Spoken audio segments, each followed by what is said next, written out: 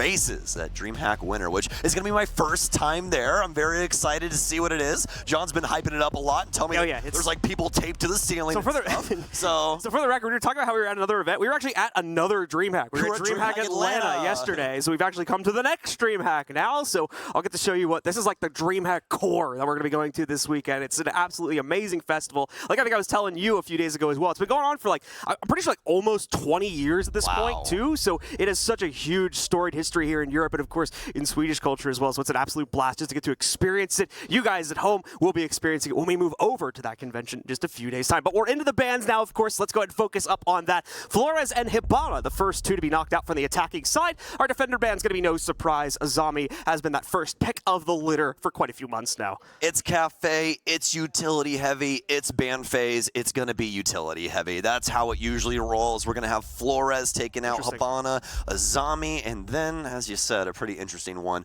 Oryx going to be our last band here. But honestly, I really like this. This is covering a pretty solid base. If they know something that obviously you and I don't, maybe Oryx is used on a pretty deep roam here or something like that. Cafe has a lot of hatches and a lot of walls that connect to really important rooms, obviously. So Oryx is a really, really good character to bring to the table and try and do some different things that teams aren't exactly expecting on Cafe. All right, well, here we go, ladies and gentlemen. The first round getting started. Like we mentioned during our pregame segment, it is BDS on the defensive side.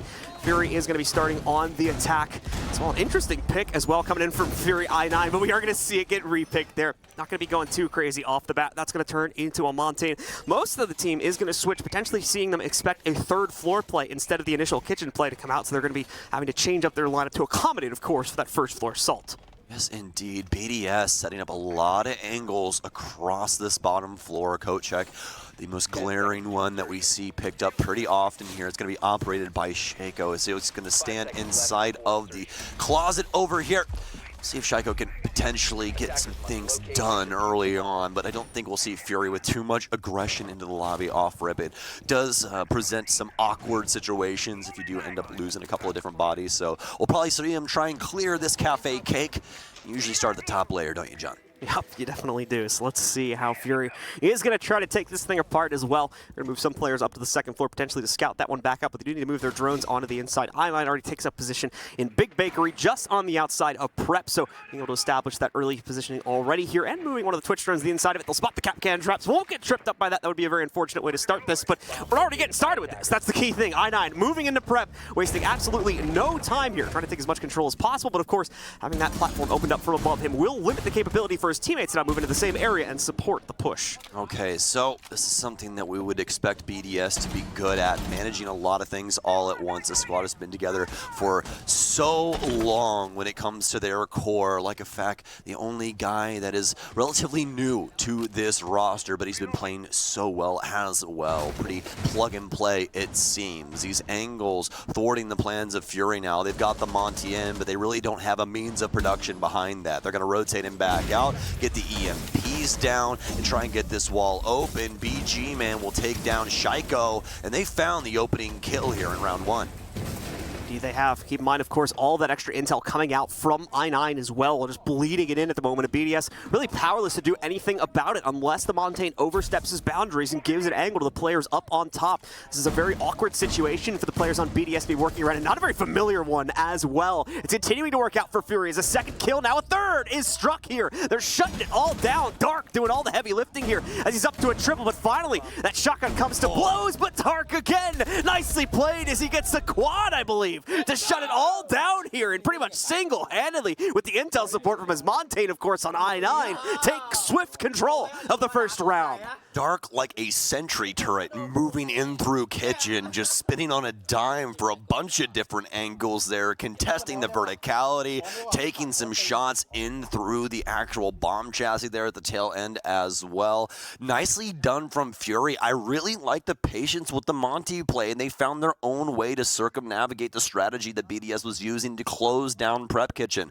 They move across, use their EMPs, get the wall open. They know that BDS cannot manage all of those positions all at one time, especially when you have a player like Dark just hounding down on your site players' locations or some of those stragglers right on the outside like what we saw with Shaiko. much a perfect buddy system play coming in there. Like I said before, Ali9 giving out all the intel on the Montaigne, playing it forward, and taking all the aggression to an extent as well, and then allowing for Dark to come in with the actual gun and clean things up very, very quickly. Beautiful play from Fury to be able to make their first round work. We are going to go into a quick tech pause here, folks. Looks like someone's keyboard or something like that is having a quick bug, so we will try to reset that and fix that as quickly as possible. I'm going to hope that we're close. Here we got thumbs up. That's a good sign. We can start the game probably pretty soon here and get into the second round. And indeed, we are going to do so, I think, in just a second. All right. Well, let's see what Team BDS has for bar cocktail. It's fairly straightforward. I really just want to see a Lems pick. Everybody more than likely knowing what's happening with a Jaeger while my smoke setup. I mean, Alibi really doesn't mean that much to that either. You're going to slap a deployable shield down maybe in Pixel or something like that, and then put your Prismas across some windows. And that's really all you're going to be seeing with that. It's going to be the Maestro here for a Lems, but actually we're going to throw that on over to Renshiro. We're going to end up dropping the Wamai, and Alem's also not really too hot on his previous op either. He's going to go over to the Uruni instead. And honestly, I really like this swap here. You know, they're really accounting for a lot of different plays that could happen here from Fury. And, you know, obviously we have that X-ray vision, right? We know what's happening on both ends of the spectrum here. And I9's bringing the bucks, so it's a good thing that they're kind of thinking on that level. You know, there's a big chance that Fury tries to take this from that eastern side. Indeed, there will be. Let's see if Fury will try to deploy towards that, already subverting our expectations on round number 1 with a very interesting approach to be able to get themselves into Prep Kitchen and the rest of Kitchen alongside of that one. Let's see now how they go for that third floor approach as well, and if they give us another show here that BDS may not be expecting. As far as their setup is concerned, no huge surprises, mainly using utility mitigation here as they get overwhelmed by it a little bit there on the entry going into the kitchen itself. So going to try to hold a little bit more of that back. The combination, of course, of the laser gates on top of the ADSs that we'll be bringing into the fold for the defenders here. Attacker is not needing to change up too much. We're just going to see a few slight variations. It's adding a little bit more, though, as they actually ditched their hard breach entirely, it looks like, just going over to the Zofia instead. A Lion will also be added into the element in addition to the Ying, played by Hajime. Man, I miss Ace. Laser Gates just doesn't hit the same without him. But you know, fortunately enough, there might be something in the pipeline. So you guys might be potentially seeing him, potentially not. We don't really know. TBA. Yeah, TBA. So we'll have to see, ladies and gents. But either way, we're into the nitty gritty now here for round 2. Fury up and bound on the board. Not changing up too much from what we initially saw for their lineup. They are going to bring that Lion on BG, man, and plenty of soft destruction across the board. I9 is going to start over on top of Red Hatch, though. Shaiko in the area, but I highly doubt we see him try and take any hotly contested hatch peaks or something like that. Oh, I might be wrong, though. He's looking for the angle back here behind Ticket. This is a nice one, to be fair. Don't think he's going to end up approaching that rotation, though. Yeah, no real pressure coming in over here towards Cigar either, so he's got full freedom of movement in this area of the map. Why not take up an aggressive position? Look at the position? brain on BDS right now, John. They got Leica Fact down here, too, inside of Library. They're accounting for every move that Fury can make. Cigar here is there. Considering all elements, that is going to leave some players off on their own in a little bit of a tough-to-trade position, but you seem to be correct with what you're saying at the beginning of the round, that we've been seeing a little bit more of the action coming in from the east side, trying to contest over here towards the cocktail side of things instead of the usual approach from the top of Red, as we're seeing a lot of repel pressure. You can see this from Skylight as well. Definitely still keeping an inkling onto, for instance, of course, the new hatch over there just on top of Cigar and the red one as well. So definitely still seem to want to maybe try and pinch this from both ways, but a lot of aggression coming in from that east side also. More than likely just going to stay on repel, at least to begin with. We'll see if they try to go for the outright swing at some later point in the round. Yeah, absolutely. Going to be working its way in from the east. I might have been awake for 31 hours, John, but I still have eyes, and they do indeed work. So looks like Fury's going to have to try and shift gears and come in from the red side that they opened initially. We see a lot of squads do that. It's kind of just pseudo pressure. You have to respect that hatch being open. You might not push around red the same way. And speaking of pushing Furia, they're doing a bang-up job of that. It's body after body for BDS. They can't find a single kill. They couldn't buy a kill if they wanted to. Dark, where did you find this man, Fury? He is eating BDS alive. Alems finally takes down the man of the hour, but it looks like BDS will actually be able to fight back in some semblance of the term. Like a fact, might have the kill here, playing in behind C1. Dealing with the player here for C3, but he has to worry about the other members of Fury. Do they have nice angles here? This could be hotly contested when it comes in from the Skylight here. BG Man will actually end up taking down Alems, and like effects will go down to the other member of Fury. And wow, what a set of rounds we've seen thus far, especially for Dark. He is hitting his stride early here.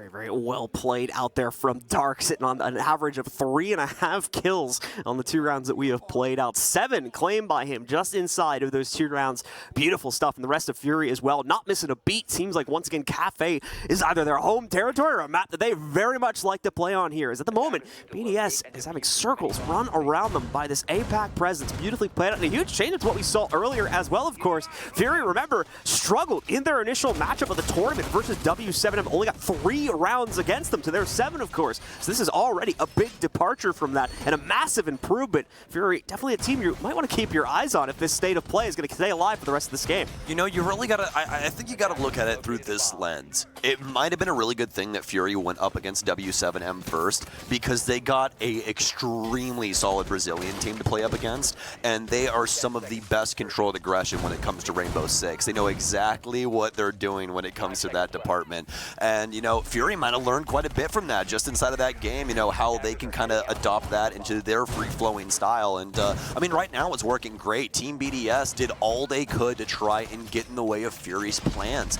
They set everything up for the East. They play somebody down low inside of Library. They're extending players over to Christmas to try and slow down that side's take. I mean, what more could you want out of BDS? It came down to the kills for Fury after they adapted over to that eastern side, or rather the western side, as they did indeed come through the red hatch. But yeah, ended up being such a fantastic round for them after the entries come through pretty hot and heavy. I9 continuing to drone things in here for Fury now. Not going to see any direct contention coming in from BDS, of course.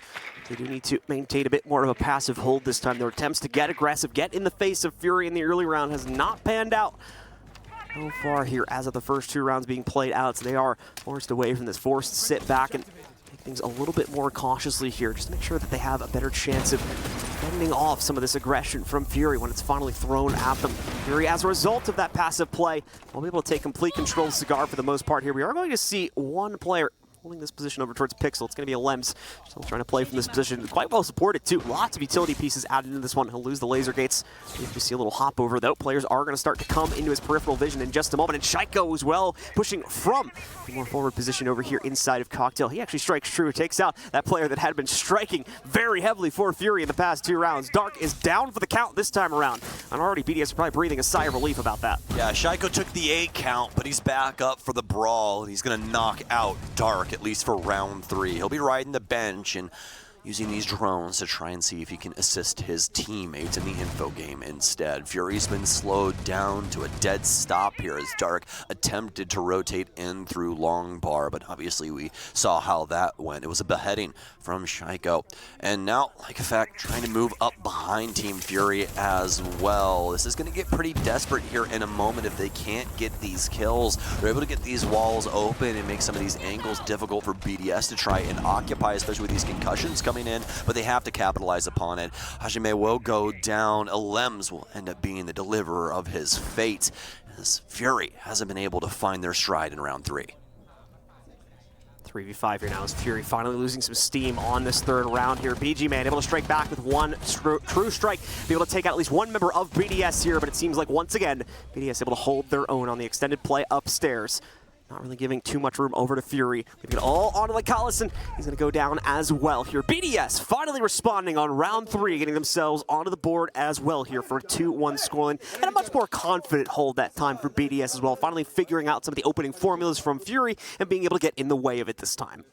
Really love the lines of sight that BDS were holding there. Knew that Fury were going to continue to try and slip through the cracks and occupied the perfect spaces in order to counter that out. And that's how we saw that first kill go down onto Dark. And then past that, Fury really just not able to pick up the pieces. He sat in Christmas for practically the whole time, just trying to deal with the freezer wall or potentially get a kill around, you know, the white hallway. But either way you look at it, it really wasn't going their way. BDS were doing a lot more gameplay, a lot more game-changing actions around the map, including the rotation that we saw later on. Continuing to tick down for our prep phase. We're going to see BDS set themselves up nice and confidently here on the 2nd floor.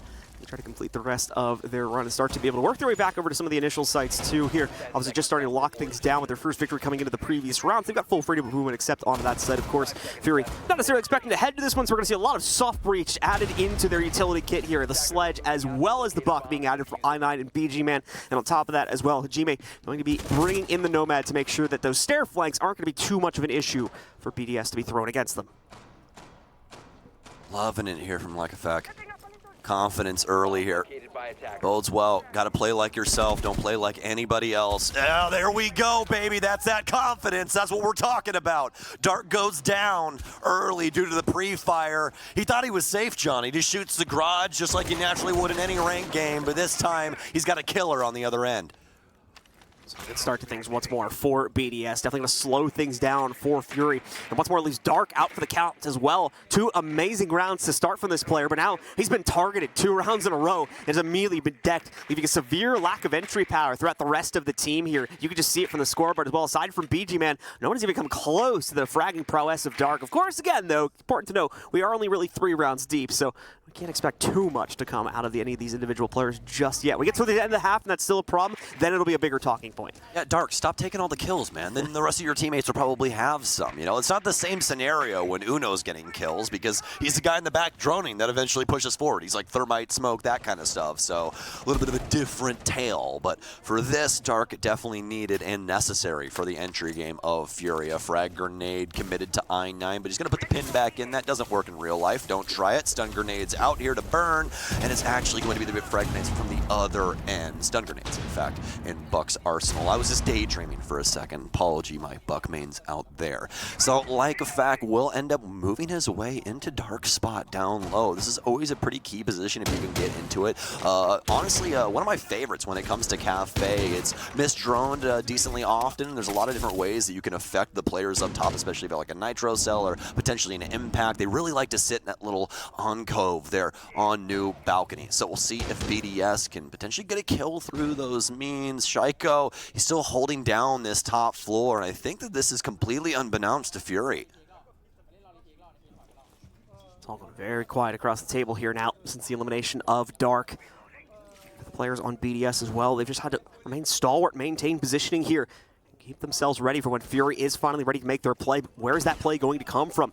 Get a few hatches open, able to transition them down into the second floor if they'd like to play into that, but still going to be seeing them struggling to look for it. Yeah, we've got Bride playing under the dining room table here as well, so a very cheeky angle if he's going to get anyone potentially, you know, hopping down to the train hatch or otherwise. Lycafak as well, potentially with a real dirty peek coming up here if he can make the transition properly. You can see right around the corner there is a player waiting. I believe it's going to be the sledge. Planet Tap being made, but Shaiko already shutting down one attempt. There we go, Lycafak as well, making that impact play here, but 2 trades immediately coming back in. Will they be able to get back to the case in time? That's the big question now. Bride shuts down one. Hajime, the only one left, even if he got to it, would not have had time, but regardless, BDS shuts it all down. The brain was even bigger on that play, but what else would I expect from Team BDS? He plays that spot not for what could potentially be going on upstairs. I mean, if that comes to fruition, then sure, but he's playing for that red hallway and the angles that they made at the very bottom of that wall, John. So he's got that impact, he slaps that wall open, now he has all these angles to where, oh, Sledge, you think you're safe and you can plant behind mining? No. Now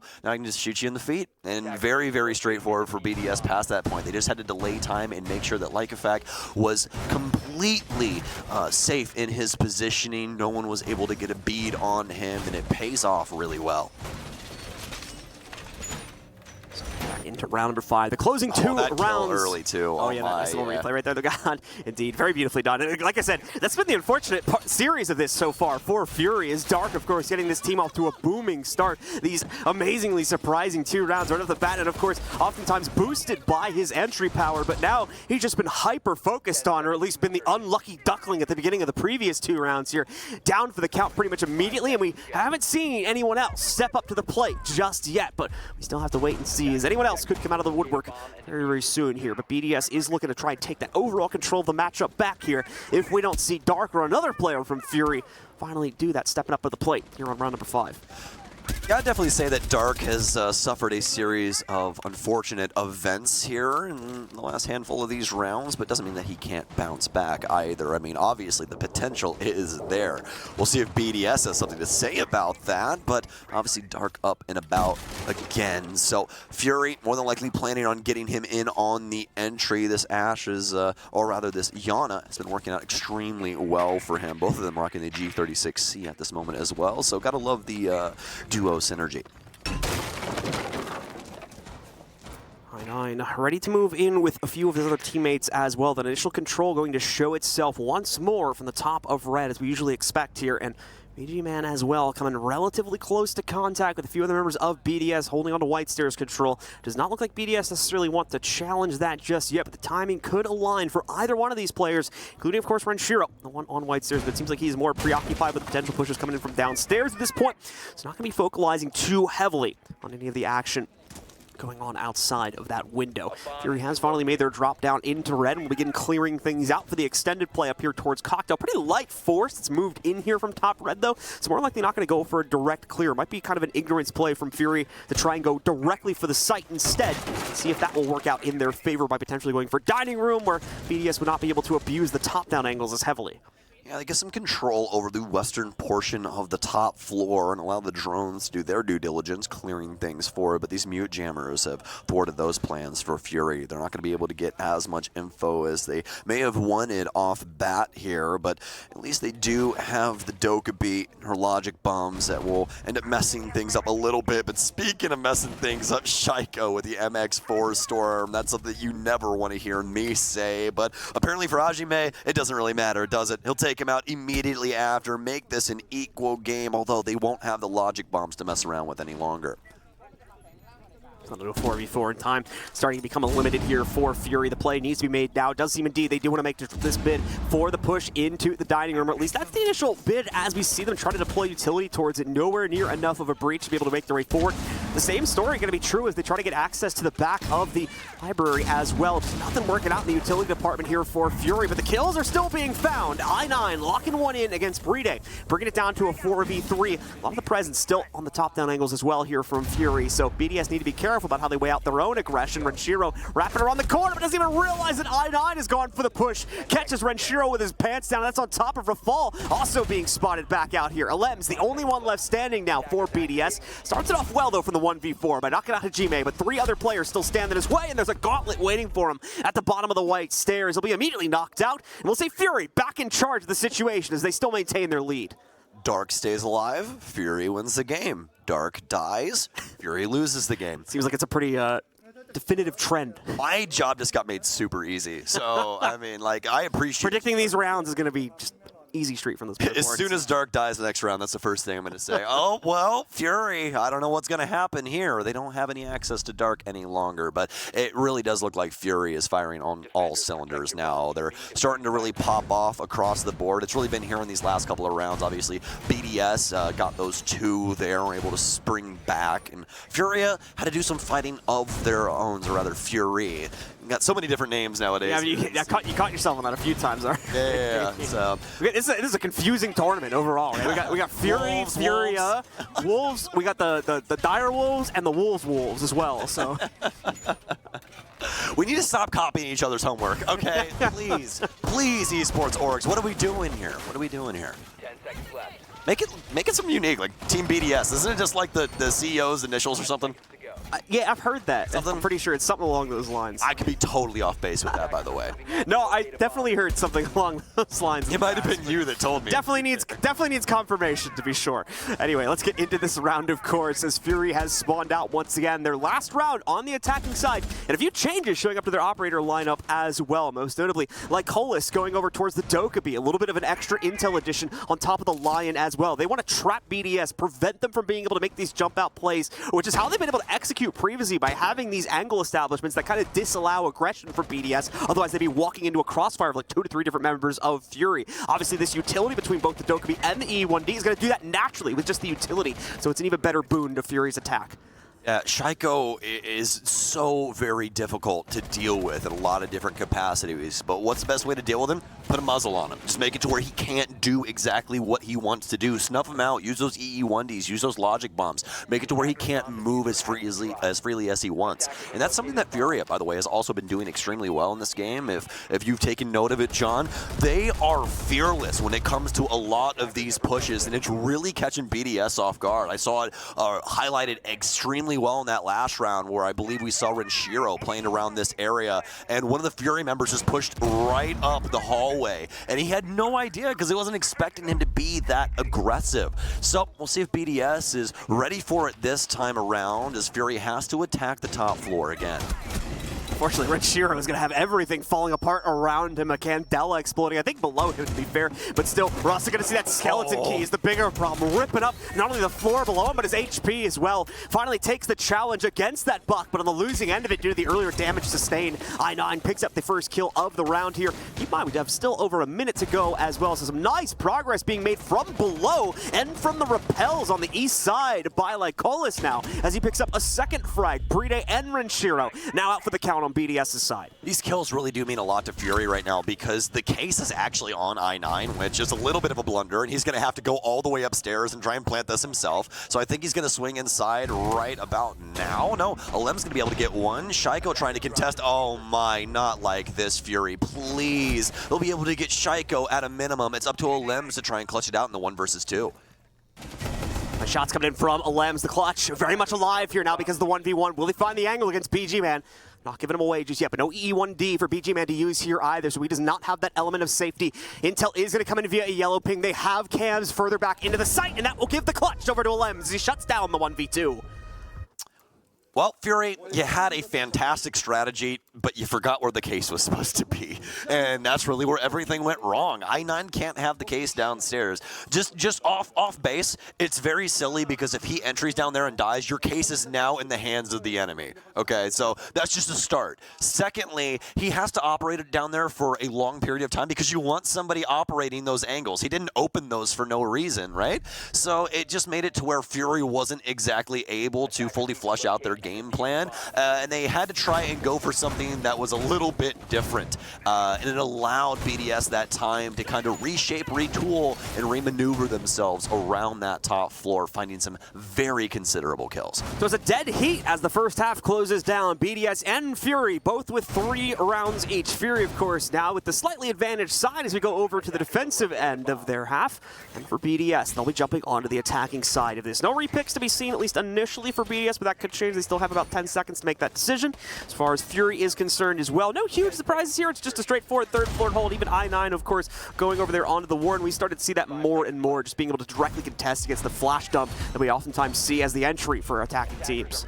Well, John, it's going to be a long game to close out the day. And after our previous day, might not be the best thing, but I'll say this. It is definitely fun. I've been having a great time watching these two play, especially finally getting to sink my teeth into Fury and see what this team is about. It's been so exciting already, getting to see what they've done on their offense with a lot of the different aggressive looks that we saw from them, some of the interesting plays around, the kitchen area and bakery, just able to get a lot done up against a team like BDS with very minimal ground in a lot of different instances, and I respect that quite heavily.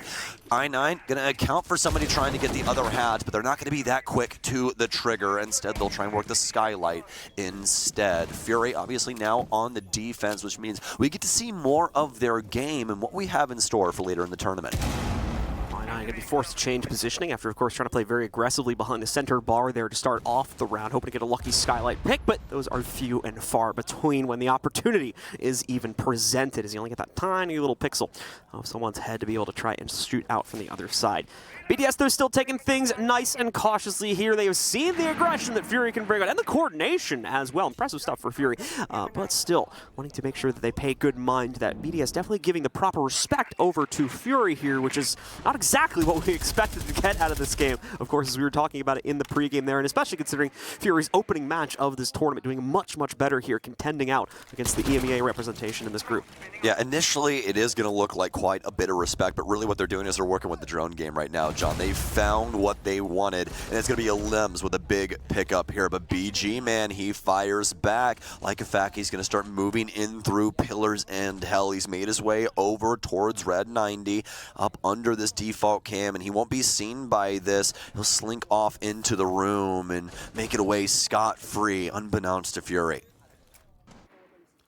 1-1 exchange so far, a dead heat as we come down to the final minute of play. Also, Fury still with decent control over the top side of this map, but there is going to be a crunch worked against them, mainly, of course, from Like a Fact's perspective. If you can get that white control and, of course, this Eastern repel as well means good results, then things are going to get very, very difficult for Fury to be able to maintain at their final remaining 40 seconds. Slow play, though, from BDS. They're not convinced that they have the proper angles lined up just yet. They're waiting for a mistake to be made, it looks like, to an extent as well through those top downs, but not going to end up finding it here. Fury is a very well-restrained team, but finally they do catch it. But waiting a while for it. Like a Fact's going to be able to ring true with that nade, sending it out against Lycolis and eliminating the smoke as well. So a big piece of the utility eliminated from this potential situation also. I9 still going to be a threat from the inside of Freezer, but that secondary so hard to control the spray. Can't keep it together, and Shiro and Like a Fact strike again, leaving it all onto BG Man now for a 1v3. No way to contest against the plant as well. That will be going down. Shouldn't be able to contest against it as he moves forward. Finally takes another duel versus Like a Fact, and he'll end it out for BDS on this round. Fantastic stuff there for BDS. Great patience, especially for Like a Fact to be able to get his play going on down low. That's what BDS were waiting for. He was kind of the fuse to the powder keg there as they were looking for that initial pick, whether it came via frag grenade or him pushing up white stairs as soon as they went for the execute. Either way, that's how that was going to end up down low. I love the positioning of that Nook there because you have a lot of options, John. You can abuse that white stairs. Like I was just saying, you can continue to try and occupy those angles down low, so if somebody does misstep, you get a free kill, or she does have those frag grenades as well, so she's just so useful in positions like that. Let's see here now as BDS has taken charge over the matchup here. 4-3 advantage over Fury. Fury, of course, not going to go for a retry on that upstairs hold, just not really having enough presence towards the late round there for them to put up enough of a fight, so they feel it's not worth retrying in this department. They're going to keep rotating around, more than likely bringing the same philosophy that we've seen quite a few other teams use, where even if it's a relatively close round, they'll continue to rotate through the initial 3 sites. Then, if it goes horribly wrong, they can call for a tactical pause, get their coach's input on how all 3 of those sites have played out. Yes, indeed. And Blue, we're actually joined by the A stream now. Hello, A stream. Finish things up over there, so it's all on to us. I'm quaking in my boots. Team BDS versus Fury, guys. Welcome on board. And it has been a heck of a ride. I really hope you've been watching stuff in squad stream, because if you haven't, I don't know really what you're doing on Twitch. So make sure you change that up for tomorrow, because it is an amazing viewer experience. You won't miss a moment of action, because Blue, there's been quite a bit of action in this game, hasn't there? Indeed there has. Fury starting things out with that surprising first 2 rounds going into their favor, mainly off of the backs of 7 kills in those first 2 rounds coming out of Dark. But let's focus back up on this round here. It's I9 getting the better of Like a Fact on the outside there of the repel, taking him down initially and giving Fury that opening advantage to play with yet again. No room for a BDS response to be seen to that kill, unfortunately. Well, we will have a Limbs on the mid-level here, breaking up some walls and trying to set up some flank drones to make sure his team doesn't get punished if they want to try and join him. Lots of angles to work its way down into kitchen, but after that initial pick, BDS is really going to have to take their time with this. They can't slip up too much, otherwise they might falter and end up giving the round over to Fury. But fortunately enough, Alems, he's done such a good job of occupying the middle floor here. With those angles like we were talking about previously, end up picking up Hajime, and that's going to be the Kaid going down. Those Electro Claws obviously still will stick around, but he will no longer be able to assist.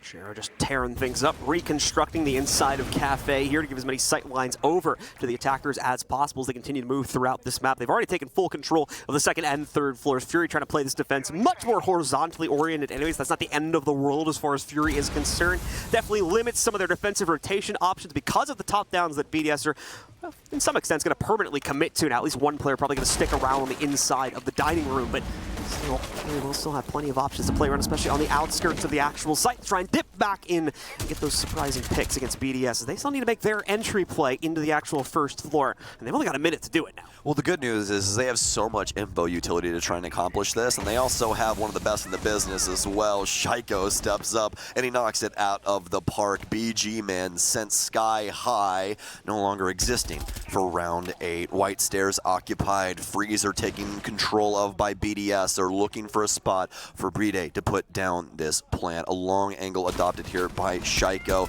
Has so many different options presented in front of him. Does he choose correctly? A lot of damage onto the smoke. Oh no, the door wasn't open, and this is going to open the door for Fury to try and step back into this round. Chiro also down as well, so it's just Bride as well as Alems fighting this out now for the clutch here, but keep in mind, you got 2 of those players on Fury also very, very low, but that's not going to matter much. The Pokeball comes out for Alems. Bride, bit of a panic sprays. He's sitting right up on top of the case. It's enough, though, to be able to defend out against the first challenge, but keep in mind, Chiro still down for the count. He's realistically alone in this situation here. The first stopover comes through. He picks up the first one. His teammate now finished up, and the drop down, though, goes into Bride's favor. A massive clutch for the man on site, and it's still BDS in charge here in the second half. Bride, an R6 classic player, has been so good for so very long and showing it off once again here for Team BDS. Bride pulling a rabbit out of a hat, able to claim round 8. It's going to be a 5-3 diff here for BDS, as these offenses have been looking quite solid,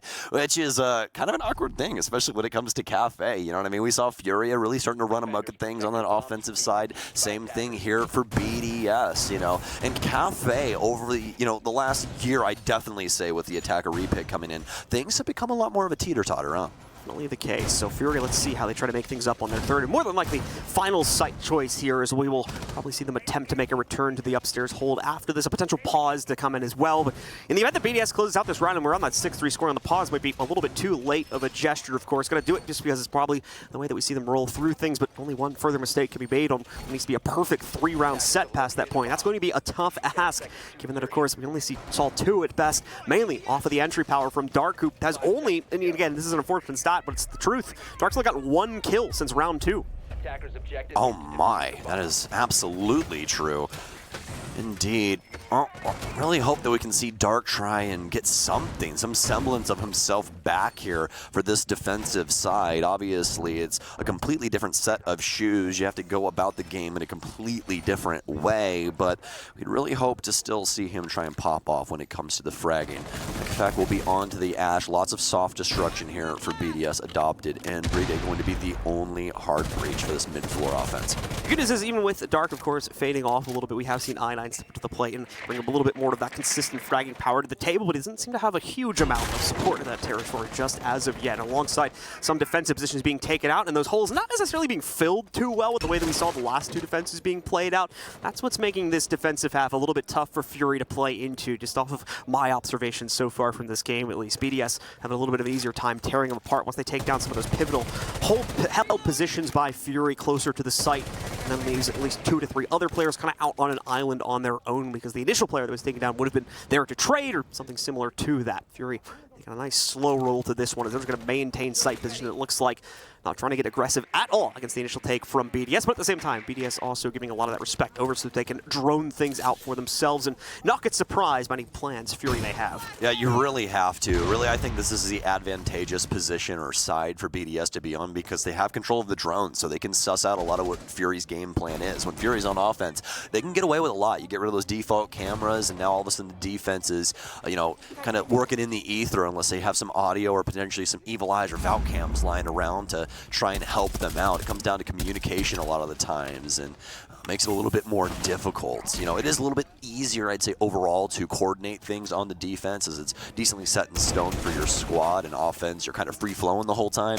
But past that, though, having those drones at your disposal for the offense is definitely a boon that BDS is using to its fullest. It's not going to work out for Like Effect, though, but it will for Alems. He gets the immediate refrag as I9 clambers up White Stairs and meets his fate. BG Man, is he going to suffer the same? team a frag grenade out. I really hope he hopped to. He did indeed. And he's back to contest it yet again, but Shaiko, oh, right through his head. BG man goes down. Stop doing this, please. No, you guys know he's a menace to society. He gets away with 4 in BDS on map point. Unfortunately, the coordination and trying to take out that clutch play right there, just not where it needed to be. Why are you just giving him just giving him individual 1v1s? Like, where's the just call it 3-2-1 peak? Like, that's what we need to see. And unfortunately, Fury just blundering it a little bit right there. We are going to see that timeout that we were talking about before, but the same point that I mentioned before still holds true. Now you got to do 3 rounds in a row and not drop a single one. Although yes, it's nice to be able to rotate through all 3 of those sides to get the full input. In my opinion, this pause maybe coming in a little too late, unfortunately. I mean, dark was our light, but now we're back into the dark ages for this Fury roster. I mean, I was so hyped up after those first handful of rounds and seeing what they were really capable of, but BDS, they put a clench on that quickly. This is that tough part, of course, though, about newer teams coming to the international stage for the first time. They can get off to a hot start, but it's when you get shut down from that hot start, it's, you know, finding that strength to be able to move on from that, come up with a new element to put yourself into the leading position. That's what makes the strongest teams. And unfortunately for Fury, they have yet to find that from these first 2 games. Remember, they picked up 3 rounds in their initial game versus W7M as well, so they have some steam at the beginning of it, but their opponents just figuring them out, it seems, a little bit too quickly. They're not innovating fast enough to be able to make up for the difference. Yeah, like you were saying, it's always a difficult thing when you come to land for the very first time. There's a lot of different emotions going on. You know, it could be as simple as Dark realized how good he was doing, and it just turned off because he realized, he got psyched out. I'm really doing well against BDS, and then your brain just kind of turns off. I mean, it happens to all of us in a bunch of different competitive environments. I mean, I can imagine sitting on a stage in front of thousands of people, all of you guys at home right now. I mean, I just have to talk and be like, oh, that was kind of a weird play, right? This guy has to get critiqued by everybody at home, us on the desk, all for his play, and you know, it's a tough, you know, thing to it's a tough thing to swallow initially when you do start a career like this. But fortunately for Fury, they do look good overall, I'd say. I think if they can work with these rough edges and kind of sand those down, we're going to have a nice product. All right, well, let's see if Fury can get the job done here. At least a few more rounds coming back under their belt to try and close out the game. A bit more of a respectable score. And keep in mind, too, if they can push towards overtime, pretty sure that does mean bonus points in the group if we're running on that format as well. So certainly something to be achieved there if they can push towards it. But unfortunately going to be very, very tough as BDS seems to have figured out Fury, especially on the defensive side. Definitely seeing a lot more prowess come out from Fury in the first half when they were on the attacking edge. So once again, that would be a boon to them to be able to push things into overtime if they can make it to that point. But it is indeed going to be tough. We have the picks in, though, of course, for both teams now. Already about 30 seconds into the round here. BDS, once again, taking their time with things. They do want to rely pretty heavily on the drone intel so that they can quickly, knock out these Fury setups one by one, as we've been seeing them do pretty consistently for the past 2 to 3 rounds now. Indeed. Now for BDS, they have the opportunity to close this out. They've been so lethal with this drone game throughout the entire offensive side. It's really how they've put a wall in between themselves and Fury. The difference in the info game and their ability to capitalize on it, putting Fury into quite the pigeonhole, making it to where they really can't clamber out. And we'll see if Shaiko can get it done again. It was a quad for him in the last round over near Stacks at the top of White, but this time he's already taken some heat. He did get some back onto Lycolis, but not enough to really be too considerable. Like back, continuing to wait to see if we will get that aggressive swing from Fury. This has been a large part of the BDS strategy of finding that initial pick, and to some extent it's been working here too, as they do find Dark yet again, found out by Shaiko here. As he makes a dash, we were looking at all the action outside of the windows, but it's really the play from the second floor landing on the red stairs that Shaiko's able to make that push forward and knock out the first player from Fury. Big play from Ajime coming out though. He's gonna go for the rappel run. They don't suspect him here, but at the same time, the quick shift from Alems gets him out of the POV and saves his life with just about 5 HP left. Look at the HP bars of BDS at the current moment. So very low for Lycofak, Alems, and Shaiko. One well-placed bullet, and all of them are dead to rights. The drone game, though, starting to dwindle for them, down to 3 at the current moment here. Shaiko does still obviously have his hologram that he can use to try and scout some things out or get rid of a laser gate, but it looks like it's going to be I-9 that springs into action first. He'll take down Lycofak and the Twitch. Team BDS trying to find a home for this case now as Fury is doing a bang-up job of staving them off. 20 seconds left to play out here. Lems, the rest of the squad here continuing to wait for a moment of opportunity. As Stokes had mentioned, those low HP players, Shaiko and Lems, are very much the ones you want to see on the front lines here, and they realistically can't do it here. They're way too easy to knock out, and that's leading into this situation now. They're falling down like dominoes here as Fury just has way too much control. BDS with nowhere near the confidence they need. The first of 3 is claimed by Fury as they try to carve their way back into this for an OT matchup. I9 getting a lot done inside of that round for Fury, stepping up on the defensive and keeping them in this game. They're 2 rounds away now from tying up BDS and sending us to overtime, but it's going to take the full site rotation in order to do so. So that means we have to step away from the top level and head down towards Kitchen. Not too much of a change up here for BDS. They're going to keep mostly all of their tools that they had the last time at their disposal. I do believe the Ash from Lems is new, but I could be mistaken. But we did see quite a few of these offs in that last round. Let's see here now as BDS still on match point, of course. Still just one more round needed for them to be able to close things down, but a little bit of issue there in that last one. Their, once again, strategy of just trying to deploy forward, look for these very straightforward entries, and more importantly, capitalize on the aggression that we were tending to see eventually from Fury. Didn't really work out for them as unfortunately they lost far too much HP from those initial fights. Both Shaiko as well as Lems going down to just about 5 HP, leaving them kind of out of the fight, just in a supportive role for a lot of their teammates. And the rest of BDS standing at that point just didn't have enough the confidence to work it through, so Fury had a much more defiant stance put up that time on the 3rd floor hold. Back down, of course, into the kitchen for their play this time as they attempt to lock in round number 2 out of 3. That is needed to get them into OT and get at least 1 point with this matchup. Absolutely. That means the most to the group stage as well. Any point that you can get can make the difference between you going home and you staying for our main stage. I know everyone wants to go to Jönköping and experience Dreamhack. I mean, like you were saying before, we just got out of Dreamhack Atlanta, got on a plane, immediately flew over here and jumped on a cast. So 2 Dreamhacks, technically speaking, 1 set of 24 hours, which is pretty interesting stuff, and I'm excited to get to experience 2 Dreamhacks back to back, just to see really what the big differences are. You know, Jönköping's quite hyped up, and I'm excited to go and experience it for the first time. And a reminder, folks, of course, because we are Dreamhack Winter, that does mean that we will have an audience area for you guys to come and check out. Obviously, if you're nearby to Jönköping, or if you have the capability to make it out there this weekend, go ahead, see if you can come out and experience the Major. I'm sure it's going to be a very fun experience. The fact that it's happening alongside Dreamhack Winter is arguably even better, as there's plenty more stuff to do aside from just the Rainbow Six games as well. We're going to have other esports tournaments, festivals, music. It's all going to be there. So, fun weekend coming up for sure here as we continue to watch BDS set things up here on what very well could be their final round. But a little bit of a slower approach this time, once again, from them. Given what happened in the previous round, they don't want to overstep their bounds 2 times in a row. So, give it a little bit more respect over to Fury's defense, it seems. Yeah, we really saw how this was going to go early rounds, so I think that was the perfect time to kind of bring up Dreamhack and talk about things, because BDS is going for the full clear here. They want to break up a lot of these walls, create some new angles downstairs, and make it almost impossible for Fury to play the hot zones inside of Kitchen. There's going to be a proximity sensor that'll be holding things up for the hatch. Shaiko will end up taking out BG, man. I don't know if that was inside of VIP or what have you, but looks like he will at least get the kill. Nicholas will still be able to stick around, so he might be able to get a frag later on if Shaiko ends up getting caught off guard. It'd just be a simple sprint in through this VIP door, and he's more than likely dead to rights. See here, BG Man being found out, though. There's a little bit of hesitance. Oh, on the peaks coming in from Fury. Cole is so close to a lineup here, but it's going to end up being Renshir that finds a nice nade kill, taking down Dark again. Such an unfortunate story for Dark inside of this game, as time after time again, he's just been unable to line up additional kills after that second round here. And again, this time not even necessarily his fault. The nade just landing in the correct spot. Nice little yellow ping as well. Ana with a quick reaction to get out of dodge, but not quick enough to get out of the top-down angle. Like Colas, though, with a double kill on the hold inside of VIP. Shuts out 2 more over here.